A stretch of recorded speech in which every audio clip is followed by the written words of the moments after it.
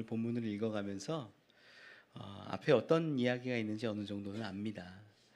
안디옥에 어떤 교사들이 왔는데 그 교사들이 예수도 증거했어요. 예수도 이야기합니다. 그런데 예수를 증거하는 것으로 끝나는 게 아니라 모세가 가르쳐준 율법과 할례를 행하지 않으면 구원받지 못한다라는 얘기를 막 하는 거였어요. 안디옥 교회가 난리가 났습니다. 어떻게 해야 되냐? 이 바울과 바나바는 오직 예수 그리스도의 은혜로 구원받아라고 말하는데 이 교사들이 말도 잘했던 것 같아요. 아니다. 모세의 율법 우리가 보지 않냐? 뭐 창세기, 출애굽기, 레위기, 민수기, 뭐 신명기 쭉 보면 뭐 많이들 나오거든요. 할례 행해라. 그러다 보니까 결론이 안 나서 안디옥 교회가 이 양쪽 사람들을 모두 다 예루살렘으로 보내는 겁니다. 예루살렘에서 의견을 정하고 우리에게 오면 우리가 그대로 하리라 이랬겠지요. 예루살렘에 왔을 때 이 바울과 바나바가 이방인들의 행한 일들을 하나님이 구원하시고 놀랍게 기적도 주시고 성령의 인도하시는 것들을 설명할 때 바리새인들 중에 믿는 자가 이런 말들을 하는 거예요. 무슨 말이냐? 우리에게 모세의 율법이 있는데 예수를 믿으면서도 모세의 율법을 지켜야 된다라고 주장하는 거예요. 이제 이 예루살렘 공회에서 난리가 납니다. 어떡하냐? 이게 어떻게 되냐? 베드로 치열한 변론, 위대한 변론들이 막 나올 때 베드로가 하는 말이 뭐냐면 성령께서 이방인들 가운데 부어주시더라. 우리나 그들이나 차별 없이 우리는 예수 그리스도의 은혜로 구원받음을 믿는다. 이렇게 선포하자 모두가 잠잠해지고 아무 말도 할 수 없게 되었어요.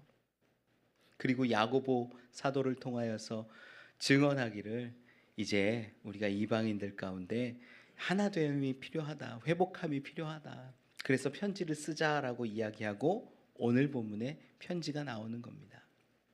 여러분, 우리가 좀 정리해야 돼요. 구원은 우리가 구원받는 것은 어떻게 오는 거냐면 오직 하나님의 은혜, 예수 그리스도의 은혜인 줄 믿으시기 바랍니다. 행함이 아니에요. 노력이 아니에요.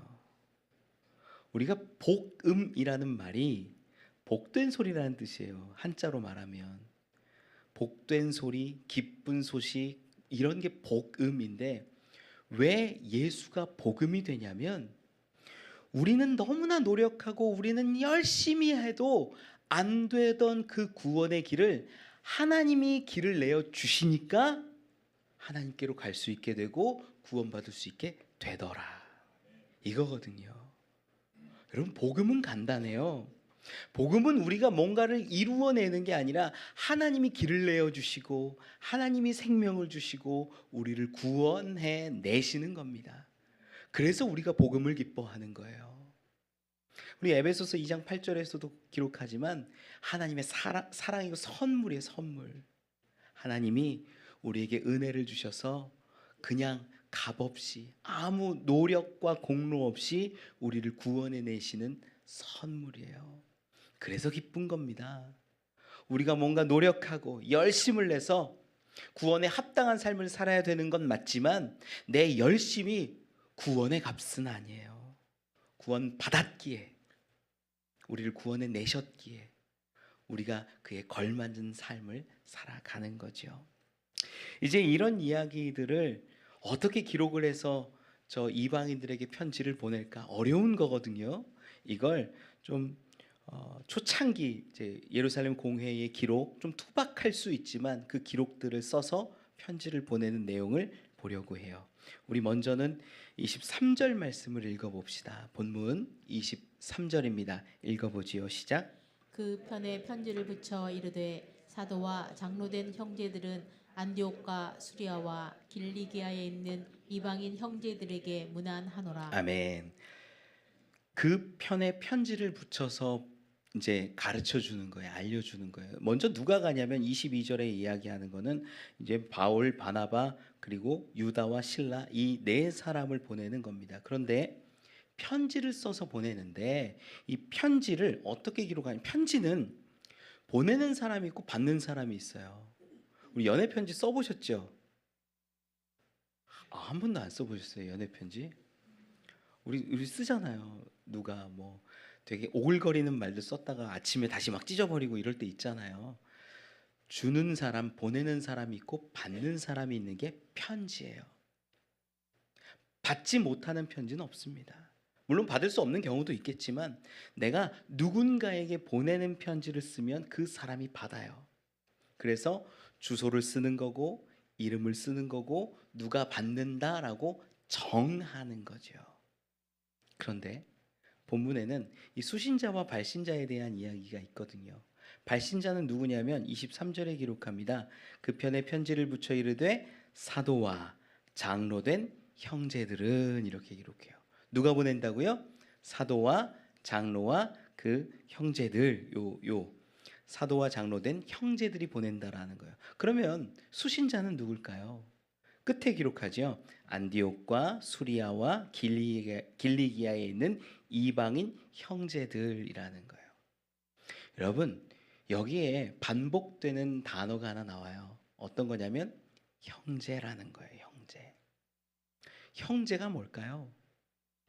우리 기본적으로 형제하면 한 부모에게서 태어난 자녀들을 의미합니다. 그런데 여기서 말하는 형제는 아델포스라는 단어를 쓰는데 느낌이 좀 다르죠.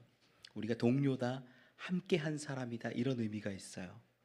뭐냐면 이 형제됨은 그냥 뭔가 핏줄로 되는 게 아니라 우리는 유대인이고 이스라엘 사람이고 너희는 이방인인데 우리가 하나 되는 이 놀라운 끈이 있다라는 것을 뒤에 설명하고 있는 거예요. 형제는 어떻게 됩니까? 유대인들은 기본적으로 형제라고 부르는 사람이 정해져 있어요. 정말 핏줄로 연결된 사람들, 형제예요. 그리고 두 번째는 어떤 사람들이냐면 모세의 율법을 따라서 할례를 받고 뭐 절기를 지키고 이 회당 가운데 모이고 그렇게 살아가는 사람들을 형제라고 불러요. 이방인 가운데도 형제라고 부르려면 율법을 지키고 할례를 받은 사람들만 가능해요. 그런데 갑자기 할례를 받아라, 할례를 받았냐, 이런 거를 묻기도 전에 사도와 장로된 형제들은, 우리도 형제라고 이야기하고 안디옥 수리아 길리기아에 있는 이방인 형제들, 너희도 형제라고 이야기하는 거예요. 우리가 다 형제가 되었다라고 표현을 하는 거예요. 여러분, 이건요, 이 유대인들 가운데는 말도 안 되는 일이에요. 유대인들은 기본적인 인식이 어떠냐면 이방인들을 개만도 못한 존재로 여겼어요. 그들이 기도할 때 이렇게 기도합니다. 하늘을 향하여서 이렇게 손을 들고 머리를 이렇게 하늘을 약간 향해요. 이게 전통적인 유대인들의 기도 방식이에요. 뭐 이런 방식도 있고 뭐 이렇게 기도하는 방식도 다양한 게 있지만 전통적인 방식은 하늘을 향하는 거예요. 그리고 하는 말이 감사를 보통 하는데, 감사가 우리 저 이방인처럼 개보다 못한 이방인들처럼 태어나지 않게 하시고 우리를 택함 받은 아브라함의 자손으로 낳게 해주셔서 감사합니다. 이걸 감사 제목으로 드려요. 그 당시에는요 그런 기도도 했어요. 우리를 여인으로 태어나지 않게 해주셔서 감사합니다. 지금 들으면 말도 안 되는 얘기지만 옛날 그 당시엔 그렇게 기도했다라는 거예요. 여러분, 이방인들이 무슨 잘못이 있어요? 이방인들이 뭐가 잘못됐길래 그렇게 이방인들을 무시할까요? 아니, 무시하는 게 아니라 정확히 말하면 우리는 택함 받았고 우리는 율법이 있고 우리에겐 여호와 하나님이 있고 우리는 할례 받은 백성이라는 그 특별한 특권 의식 같은 것들이 자기들을 더 높인 거예요. 교만이에요. 교만. 그러다 보니까 형제로 여기지 않아요. 그런데 오늘 말씀 보니까 이 편지를 써서 붙이는 가운데 우리도 나도 형제, 너희도 형제, 이미 하나 되었다라는 이야기를 하고 있는 것이죠. 뭐가 형제 되게 했을까? 율법일까요? 아니라는 거예요. 할례일까요? 아니라는 거예요. 오직 예수 그리스도의 은혜로 차별 없이 구원받은 이 사람들은, 그리스도인들은 너희와 우리가 정말로 하나님의 은혜 가운데 예수 그리스도의 은혜 가운데 구원함 받았다라고 해서 형제라고 부르고 있다라는 거예요. 여러분 이걸요 우리 신앙 가운데 연결해 보면 우리가 차별하고 있는지 구별하고 있는지 형제애를 드러내며 살아가고 있는지가 나뉘어요. 보여져요. 우리 교회에서 어떻게 하냐면 세상과 우리를 구별하는 거 아니라 지금 이게요 예루살렘 교회가 저쪽 안디옥, 수리아, 길리기아에 있는 교회에게 성도들에게 보내는 거거든요. 그 전에는 형제처럼 여기지 않다가 이제 형제구나, 은혜로 구원받았구나, 차별이 없구나, 이것들을 깨닫고 형제라고 불러주는 거거든요. 교회 안에 이 모습들이 있다는 거예요. 교회 안에. 우리 교회 안에서요 보면 파가 나뉩니다. 어떤 집사파, 어떤 권사파, 어떤 장로파. 큰 교회 가면요 실제 그래요. 난 어떤 장로님 편이야. 우리 장로님 말씀에 내가 판단이 안 되면 장로님이 가하면 나도 가하는 거고, 장로님이 아니라고 하면 나도 아니라고 하는 거야. 왜? 나는 장로님 편이니까. 큰 교회 가면 실제 그런 일들이 있어요.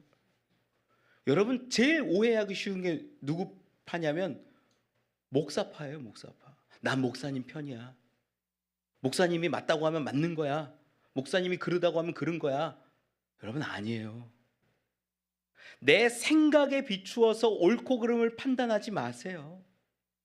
편을 나누고 너는 잘못됐고 나는 옳아, 그게 아니에요. 우리는 다 차별 없이 하나님의 은혜, 예수 그리스도의 은혜로 형제되고 자매되었는데 우리는 구별하고 구분하고 나눈다라는 거예요. 내 생각과 다르면 적이에요. 교회 안에서도. 야 우리 이거 이렇게 합시다. 아 나는 다른데. 그럼 갑자기 싸움이 돼요. 그리고 얼굴 불 켜요. 그리고 다시 얼굴 안 본 것처럼 떠나가 버려요. 여러분 지금 시대 교회들이 그래요. 내 생각과 다르면 남이 되고 적이 되는 이러한 모습 여러분 아닙니다. 지금 할례가 율법이 우리를 하나로 묶는 게 아니라 하나로 형제로 자매로 묶는 것은 오직 하나님의 예수 그리스도의 은혜라는 거예요. 그래서 이걸 가지고 옆에 있는 사람들을 보면 진짜 형제와 자매로 대할 수 있게 되는 거예요. 옆에 있는 분들 한번 얼굴 한번 볼까요? 이렇게 씩 한번 웃어주세요. 씩 이렇게 활짝 한번 웃어주세요. 네. 웃어주시고 뭐 동성이라면 손 한번 꼭 잡으면서 사랑합니다. 축복합니다. 내 형제, 내 자매 한번 인사해 볼까요? 동성이면 네, 이성도 뭐 예 괜찮습니다. 네. 사랑합니다. 축복합니다. 내 형제요, 내 자매요. 우리는 그리스도 예수 안에서 차별 없이 구원받은 자들이기 때문에 똑같아요. 더 나은 사람도 없고 더 대단한 사람도 없고 더 특별한 사람도 없어요. 다 하나 된 우리라는 것을 우리가 좀 기억하면서 살기를 원합니다. 말씀을 돌아와서 보면 24절에 이렇게 기록해요. 24절을 읽어볼까요? 시작. 들은즉 우리 가운데서 어떤 사람들이 우리의 지시도 없이 나가서 말로 너희를 괴롭게 하고 마음을 혼란하게 한다 하기로. 아멘. 들어보니까 들은즉 이렇게 말하면서 우리 가운데서 어떤 사람이 지시도 없이 나가서 말로 너희를 괴롭게 한다. 이게 누구를 얘기하는 거냐면 15장 이제 1절 2절에 있는 이야기들을 하는 거예요. 유대로부터 온 어떤 사람들이 모세의 법을 지키고 할례를 지키라고 얘기하기에 그들 안에 다툼이 일어나고 변론이 일어났다라는 얘기를 하는 거예요. 안디옥 교회는요 유대에서 온 사람들이 지금 오늘 본문의 24절에 정확히 기록하는데 그들은 우리 가운데서 나간 사람들이에요. 그러니까 예루살렘 교회에 있던 사람들이 안디옥 가서 전한 거예요. 이 사람들이 사이비가 아닙니다. 이 사람들이 이단이 아니에요. 아직 이때까지는요 신학이 온전히 정립되지 않은 때라서 자기의 주장과 자기의 생각과 의견들을 막 개진할 수 있는 때였어요. 우리가 예수 그리스도의 놀라운 그 대속과 부활은 보았지만 지금까지 살아오던 그 모세의 율법이 너무 강하게 박혀 있다 보니까 야 예수 믿는데 우리 할례 받아야 돼. 우리 율법 지켜야 돼. 이렇게 선하게 얘기했을 거라고 저는 믿어요.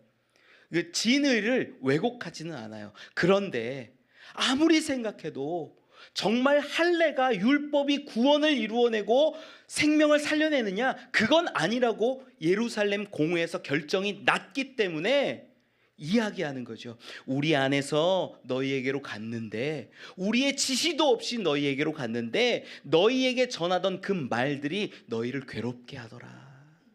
너희의 마음을 혼란하게 하더라.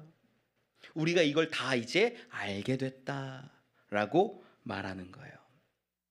여러분, 예루살렘 교회 출신이라고요, 다 온전하지는 않아요. 다 부족할 수 있어요. 감리교 목사님이라고 다 완전할까요? 아니더라고요. 제가 보니까 감리교 목사님 중에도 이단 사이비에 이렇게 연결되어 있는 분들이 간혹 있더라고요. 우리가 쉽지 않습니다. 우리가 누구를 보면서 야, 우리 목사님은 괜찮아. 아니요. 여러분, 저는 여러분들께 말씀드려요. 요즘에는 말씀이 홍수 같은 시대예요.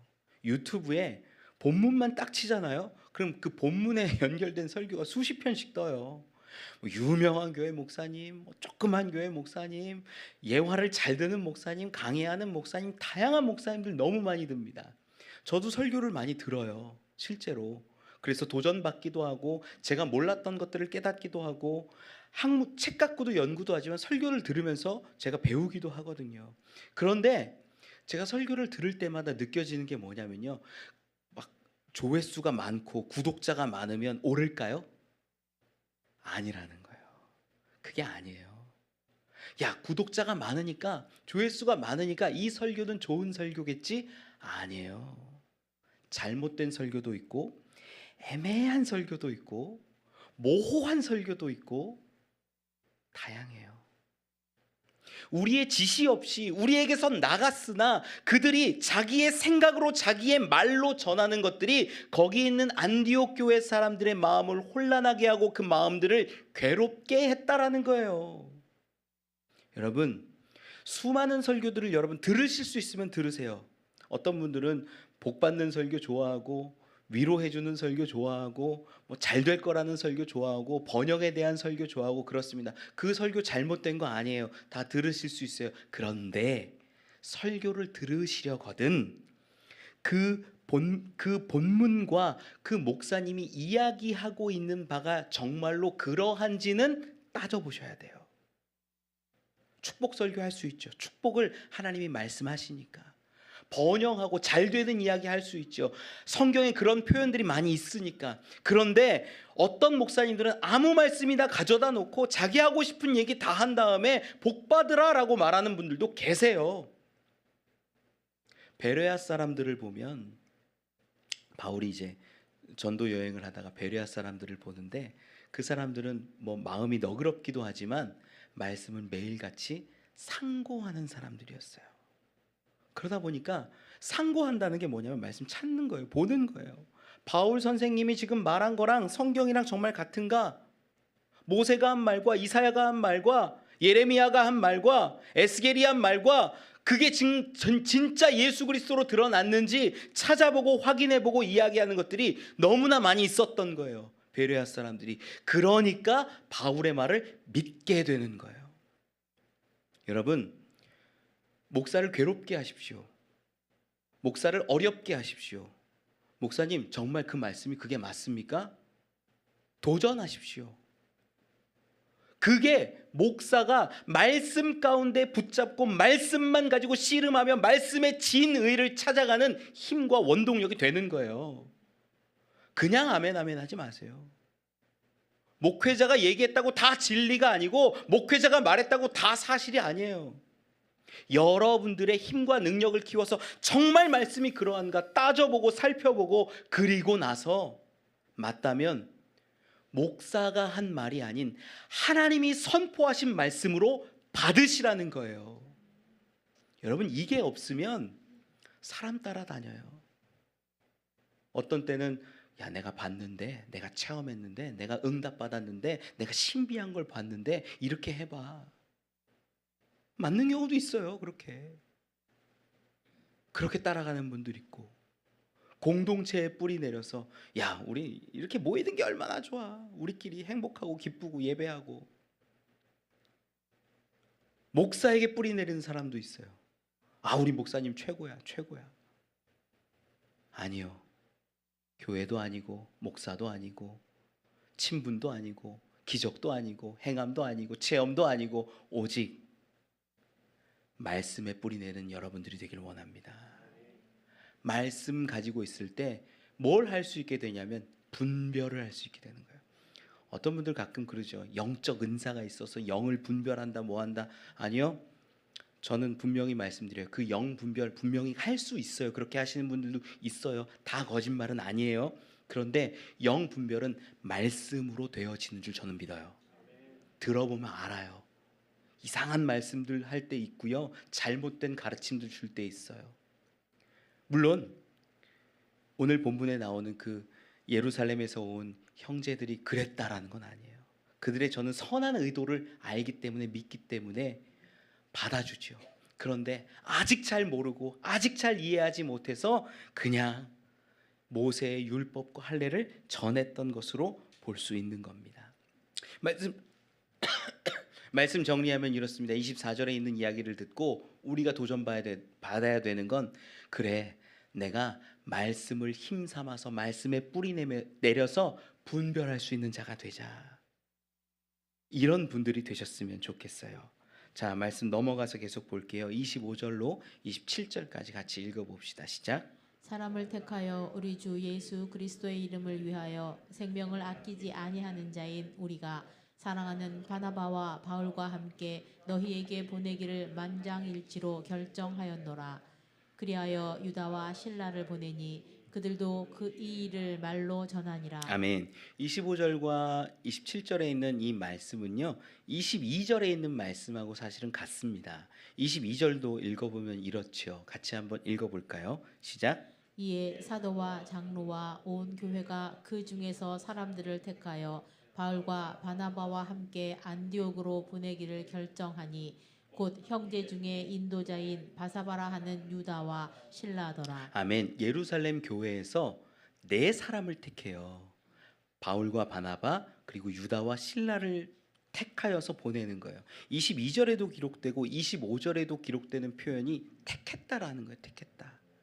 그냥 아무나 보내는 게 아니라, 보낼 사람이 없어서 보내는 게 아니라 택해서 보내요. 그 택함의 기준이 뭐냐면 25절 가운데 기록을 하는데, 사람을 택하여 우리 주 예수 그리스도의 이름을 위하여 생명을 아끼지 아니하는 자인 우리가 사랑하는 바나바와 바울과 함께 너희에게 보내기를 만장일치로 결정하였노라.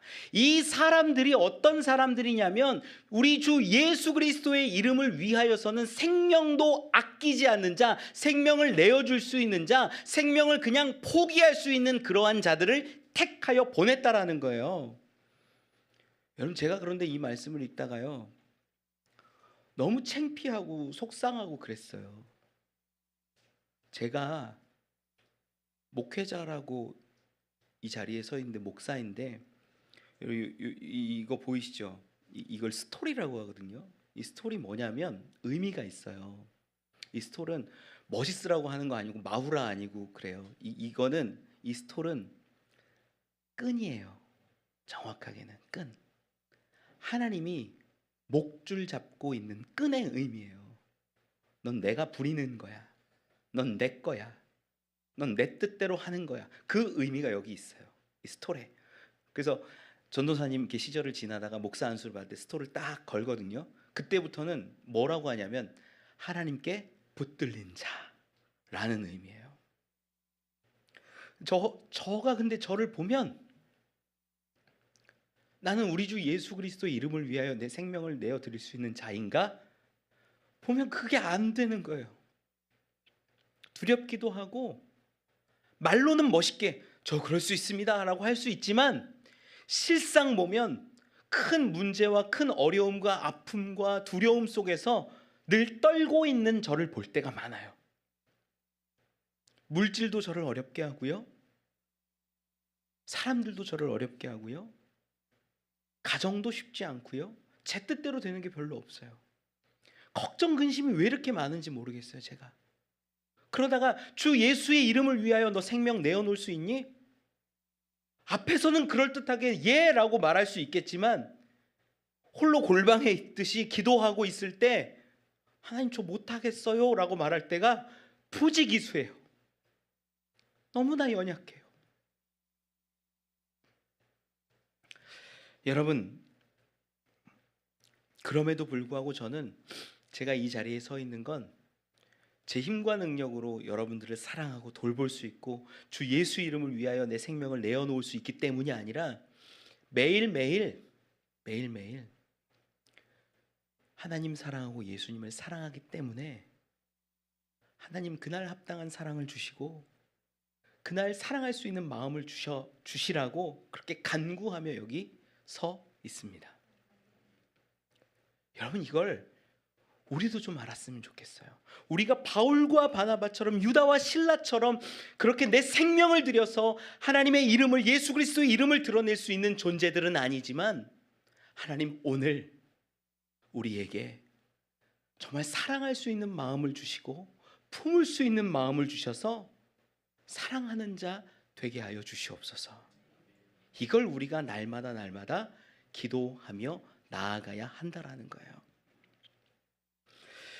이때부터 이제 바울과 바나바, 유다와 실라가 예루살렘 교회에 공식 인증된 선교사가 되는 거예요. 그 전에 바울과 바나바가 1차 선교여행 이렇게 갈 때는 안디옥 교회에서 파송한 안디옥 교회의 선교사라면 그들이 이제 예루살렘 공회를 통해서 인증받은 다음부터는 예루살렘 교회가 수많은 사도와 장로들이 인정한 선교사가 되어서 이방인들 가운데 안디옥과 수리아와 길리기아 가운데 수많은 그리스도인 형제들에게 복음을 전할 수 있는 그러한 자로 인정받게 되더라라는 거예요. 이제 말씀을 돌아와서 우리 28절과 29절 말씀을 읽어봅시다. 시작. 성령과 우리는 이 요긴한 것들 외에는 아무 짐도 너희에게 지우지 아니하는 것이 옳은 줄 알았노니 우상의 제물과 피와 목매어 죽인 것과 음행을 멀리 할지니라. 이에 스스로 삼가면 잘 되리라. 평안함을 원하노라 하였더라. 아멘. 편지를 보내면서 형제라고 이야기했고 우리 정말 예수 그리스도를 위하여서는 그 이름을 위해서는 생명을 줄 수 있는 이런 사람들을 보냈다라고 얘기하면서 이 일들을 전하게 하는 거죠. 그런데 이 얘기가 참 어려워요. 뭐냐면 우리가 예수 그리스도의 은혜로 구원받고 그리고 할례와 율법이 아니다라는 것을 이야기하는데 이것을 얘기하면서 또한 율법을 세워야 되기 때문에 우리가 로마서 3장 31절을 봤거든요. 로마서 3장 31절 혹시 띄워주실 수 있을까요? 같이 한번 읽어봅시다. 로마서 3장 31절이에요. 죄송해요, 제가 말씀 안 드려서. 같이 한번 읽어보죠. 시작. 그런즉 우리가 믿음으로 말미암아 율법을 파괴하느냐? 그럴 수 없느니라. 도리어 율법을 굳게 세우느니라. 아멘. 지난주에 그 드린 말씀 가운데 있어요. 뭐냐면 우리가 오직 예수 그리스도의 은혜로 구원받지만 율법을 파기할 수 있어요, 없어요? 없는 거예요. 왜? 율법은 날마다 우리의 죄인됨을 깨닫게 하고 예수 그리스도를 향하게 하는 그런 깨닫게 하는 그런 선생과 같은 역할을 하기 때문에 율법을 파기하는 게 아니라 오히려 율법을 굳게 세우고 하나님의 뜻이 거기에 있음을 깨닫고 율법적인 삶을 살아가려고 애쓰는 거예요. 그게 바울이 이야기하고 있는 로마서 3장 31절이지요. 그러면 이 어려운 걸 어떻게 전할 수 있을까? 야, 오직 예수 그리스도의 믿음으로 구원받는 거야. 그런데 율법도 세워야 돼. 어떻게 설명해요? 여러분, 이게요 놀라운 신학적인 내용인데 이걸 모르는 분들도 사실 교회 안에 굉장히 많아요. 하나님의 은혜로 구원받는데 율법은 오히려 도리어 굳게 세워야 된다라는 사실을 모르는 분들도 꽤 많아요. 희한하게. 이걸 어떻게 정리해서 편지를 보낼 수 있을까? 좀 투박하지만 기록했던 것들이 이런 겁니다. 본문 28절 29절에 읽었지만 이렇게 기록해요. 앞에 성령과 우리는 이 요긴한 것들 외에는 아무 짐도 너희에게 지우지 아니하는 것이 옳은 줄 알았노니. 요긴한 뭔가는 있어요. 요긴하다라는 게 에파난케스라는 단어를 쓰는데 꼭 필요하다라는 거예요.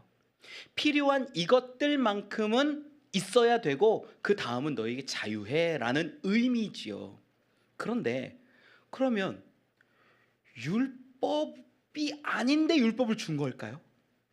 이게 뭘까요? 내용으로 보면 우상의 제물, 피, 목매어 죽인 것, 음행을 멀리하라라고 이야기를 하는데 이 네 가지를 마치 율법을 요약하고 조금 축소해서 요것만큼은 꼭 지켜라고 이야기하는 걸까요? 그건 아니라는 거예요. 여기에 성경에 아주 중요한 표현들이 담겨져 있는데 먼저 29절에 우상의 제물과 피와 목매어 죽인 것과 음행을 뭐 하래요? 멀리할지니라 이렇게 기록합니다. 이 멀리할지니라가 아페코만이라는 단어를 쓰는데 이게 뭐냐면 헬라어에만 있는 굉장히 독특한 문법이에요. 요게 중간태라는 걸 쓰는데 중간태는 능동태도 아니고 수동태도 아니에요. 능동태는 내가 해야지, 수동태는 끌려가지만 이렇게 하게 되네 이런 거라면 중간태는 야 우상의 제물과 피와 목매어 죽인 것과 음행을 멀리할지니라. 이 멀리하라는 게 중간태가 되면 어떻게 의미가 되냐면 너희가 멀리하면 그 멀리함이 너희 가운데 있고 너희 가운데 힘이 되어서 그 멀리하는 모습이 더욱더 멀어지게 하는 거야 라는 의미예요. 어렵죠 좀 무슨 말인지. 이게 내가 한번 멀리 했더니 그 멀리하는 경건의 모습, 기쁨의 모습, 온전한 모습, 그 모습이 나를 이끌어가서 나를 더 그 죄악된 것으로부터 멀어지게 하고 이끌어 가게 하더라라는 의미예요. 율법이라면 어떻게 얘기하냐면 이거 꼭 지켜, 안 하면 죽어, 이런 게 율법인데 그게 아니라 이 요긴한 것들, 꼭 필요한 것들을 내가 전하는데 이것들을 멀리하면 너희가 그 멀어짐으로 인하여서 더 온전하여지고 그것이 너희에게 힘을 주어서 이 완악한 이 세상 가운데에서 멀어지고 온전한 정결한 삶을 살 수 있게 되는 거야 라고 아주 강한 권면을 하는 거예요. 말씀이 좀 이해가 가세요? 어렵지요 좀. 그래서 이것들을 멀리하라는 건 단순히 구원을 위하거나 어떤 뭐랄까 율법으로서 주는 가치가 아니라 너무 강력하게 권면하는 것이고 이것은 구원이 아닌 구원받은 자의 모습을 이야기하는 거예요. 너희가 교회 되었다면, 너희가 성전 되었다면, 너희가 그리스도인 되었다면 여기 말하고 있는 우상의 제물, 피, 목매어 죽인 것, 음행 같은 것들을 멀리하고 그렇게 경건함으로 살아가야 하는 거야. 그리고 말씀 29절 가운데는 한 번 더 이야기하는 게 있어요. 멀리할지니라. 그리고 이에 스스로 삼가면 잘 되리라. 스스로 삼가래요. 율법이면 보통 어떻게 해야 돼요? 이것은 정한 것이니 우리 예루살렘 공회에서 정했으니 사도의 권위로 정했으니 장로의 말로 전하노니 너희가 행해야 한다 이렇게 말하는 게 맞을 거예요. 그런데 스스로 삼가라. 너희가 지켜라. 너희가 고민해라. 너희가 생각해라. 너희가 판단해라. 너희가 삼가는 그 모습을 행해라 라고 이야기하는 거예요. 그러니 이게 율법처럼 우리에게 명령하는 걸까요? 아니에요. 이것이 너무나 귀하고 너무나 중요한 것임을 보여주는 이야기죠. 내용을 좀 들어가서 보면 네 가지가 나오죠. 뭐뭐 나오냐면 우상의 제물, 피, 목매어 죽인 것, 음행이에요. 사실 이게 공통점이 있어요. 우리가 이거 보니까는 그냥 뭐 잘 살라는 거 아니야? 뭐 특별히 나쁜 짓 하지 말고 뭐 살라는 거 아니야? 아니요. 그게 아니라 여기에는 공통점이 있는데 표면적으로는 코셔 다이어트라고 하는데 유대인들의 식사법이 있어요. 유대인들은 피가 있는 걸 전혀 안 먹습니다. 그걸 피를 뭐 우리 뭐 이슬람에서도 할랄 음식이라고 그러잖아요. 특별히 자기들이 만든 방식으로 준비된 것들만 먹는 게 있어요. 그런 식습관으로 표면적으로는 드러나는데 이게 깊은 의미로 들어가면 뭐냐면 이 당시에 모든 음식은요 신에게 드려졌다 먹는 거예요. 모든 음식이, 거의 모든 음식이. 그러다 보니까 신에게 드려졌다가 먹는 이 음식을 내가 어떻게 취하느냐에 따라서 내 존재와 내 정체성이 결정되는 거예요. 그러다 보니까 첫 번째 나오는 게 뭐냐? 우상의 제물을 멀리하라는 거예요. 그리고 이 우상의 제물과 연결되어 있는 것이 피와 목매어 죽인 거예요. 여러분, 그 레위기 우리가 좀 성경을 찾아볼게요. 레위기 17장 10절로 14절이에요. 같이 한번 읽어봅시다. 레위기 17장 10절로 14절 시작. 사람이나 그들 중에 거류하는 거류민 중에 무슨 피든지 먹는 자가 있으면 내가 그 피를 먹는 그 사람에게는 내 얼굴을 대하여 그를 백성 중에서 끊으리니 육체의 생명은 피에 있음이라. 내가 이 피를 너희에게 주어 제단에 뿌려 너희의 생명을 위하여 속죄하게 하였나니 생명이 피에 있으므로 피가 죄를 속하느니라. 아멘. 여기까지만 보죠.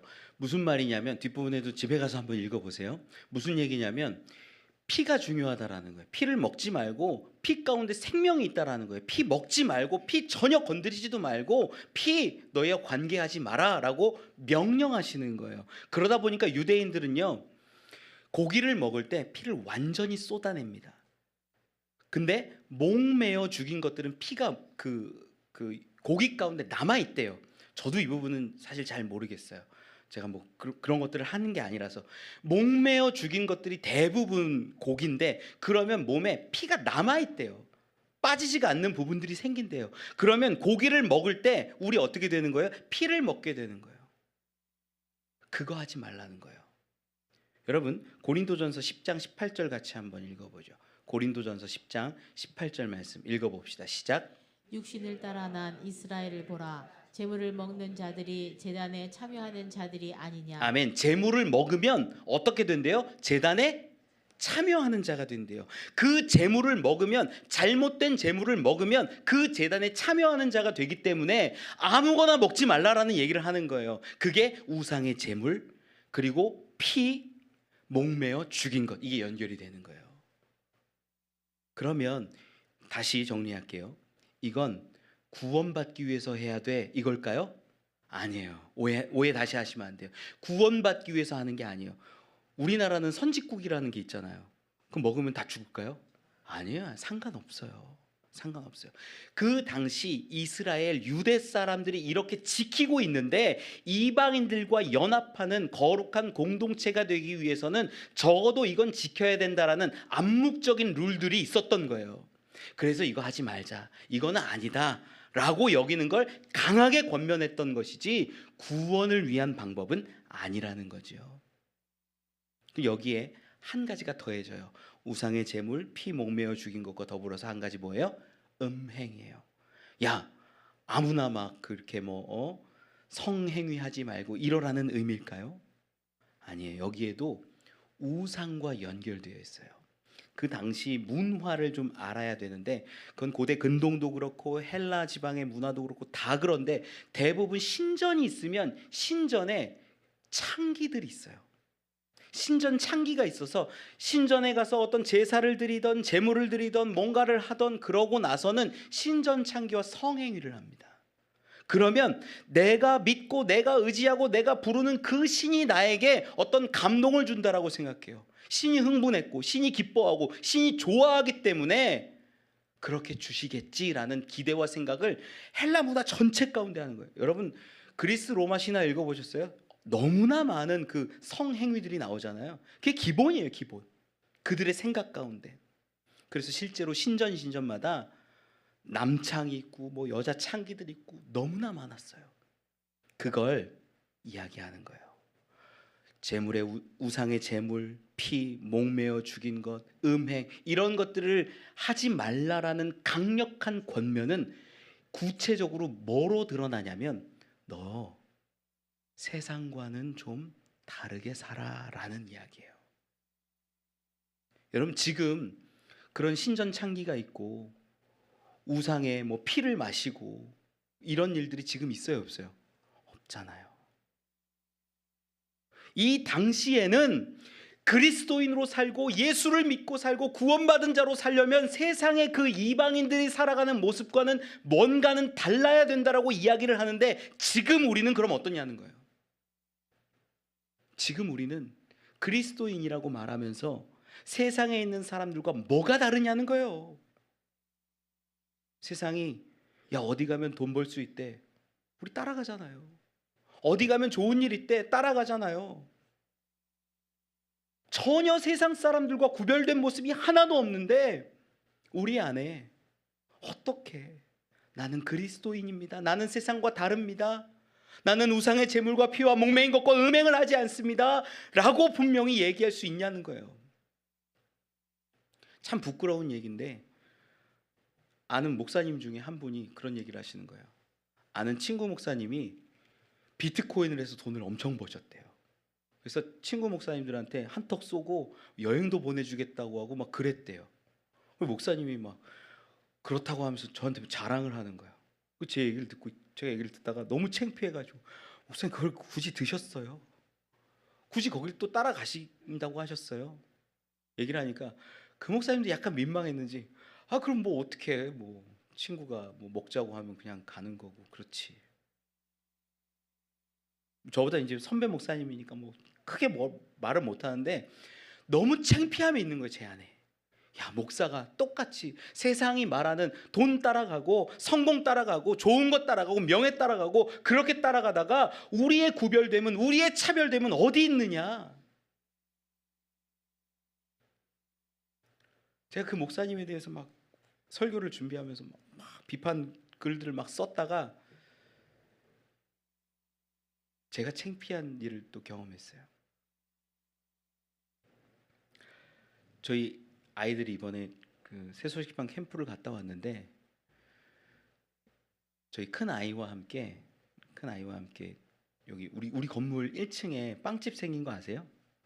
네, 보니까는 명장이라고 써 있더라고요.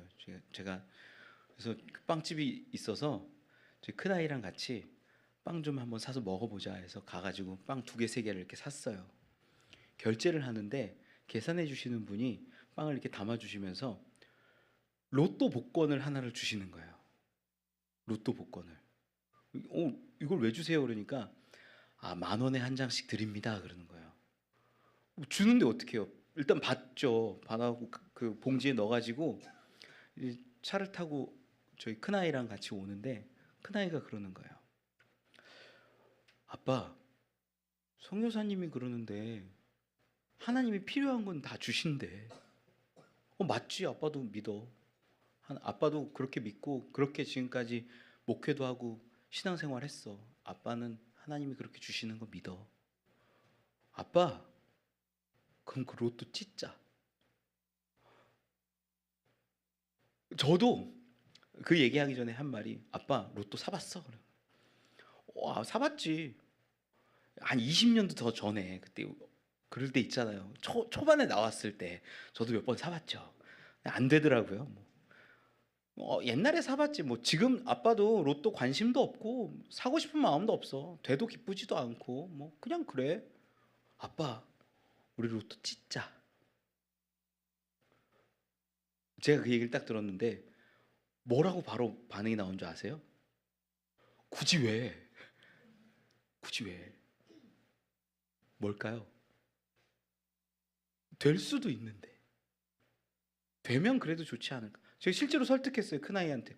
야, 만약에 되면 그 우리 뭐 선교 사업도 하고 교회에서 정말 요긴한 데도 쓰고 좋지 않겠냐? 굳이 왜 그걸 찢어? 실제 제가 그렇게 얘기했어요. 오늘 가서 제가 아이한테 미안하다고 얘기할 거예요. 아이가 그러는 거예요. 그래, 알았어. 오늘 아침에 새벽에 나와가지고 막 설교를 쓰면서 준비하면서 그래, 이 비트코인을 따라가는 이 목사님이 이게 뭐냐 얘기하는데 모니터 아래 로또 복권이 딱 있는 거야. 아, 내가 구별되지 않고 그냥 똑같이 살아가는 사람이구나. 그 마음이 번쩍 드는데 여러분, 제 민낯을 제가 봤어요. 제가 그 로또 복권 보고 뭐 한 줄 아세요? 찢으면 얼마나 멋있겠어요. 번호 검색했어요. 됐으면 어떡하지? 검색하고 제가 너무 속상했어요. 나는 진짜 끝까지 구별됨 없고 온전하지 못하구나. 그래서 찢었으면 좀, 제가 오늘 저녁에 가서 아빠 네 얘기 듣고 아빠 검색 안 하고 그냥 다 바로 찢었다 그렇게 얘기하고, 아빠 야 네 말을 듣고 정말 깨달았어, 아빠 구별되게 해야겠어, 이 말하면 너무 멋있잖아요. 근데 저도 모르게 그게 손이 가고, 저도 모르게 굳이라고 말하고 그렇게 삶을 살아가더라고요. 제가 제 안에 뼛속 깊은 곳까지 세상과 구별됨이 하나도 없이 죄인이더라고요. 죄인. 시간이 없어서 정리할게요. 여러분, 이 베드로가, 야고보가 편지 보낼 때 우상의 제물과 피와 목매어 죽인 것과 음행을 멀리하라는 그 이야기가 뭘까? 우리 고민해 봐야 돼요. 또 세상에서 세상이 말하는 대로, 세상이 원하는 대로, 세상이 추구하는 대로 그 가치관으로 똑같이 살아갈래? 아니면 구별되어 살아갈래? 그거 얘기하시는 거예요. 우리 때로 가슴 아파해야 돼요. 나의 구별되지 않음을 바라보면서 애통해야 돼요. 그리고 하나님, 구별되기를 원합니다. 청결하기를 원합니다. 하나님 뜻을 따라 살아가는 내가 되기를 원합니다. 그렇게 구해야 해요.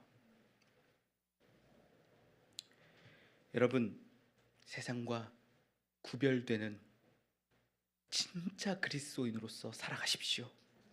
늘 실패하고 부족합니다. 저도 그렇습니다. 그러나 세상과 다른 거 뭔가 하나는 있어야 되지 않을까요? 도전하고 노력하고 애쓸 때 하나님이 칭찬하시고 상 주실 것을 믿습니다. 그런 저와 여러분 우리 되길 축원합니다. 우리 같이 찬양하고 함께 기도하면 좋겠어요. 시선 찬양합시다.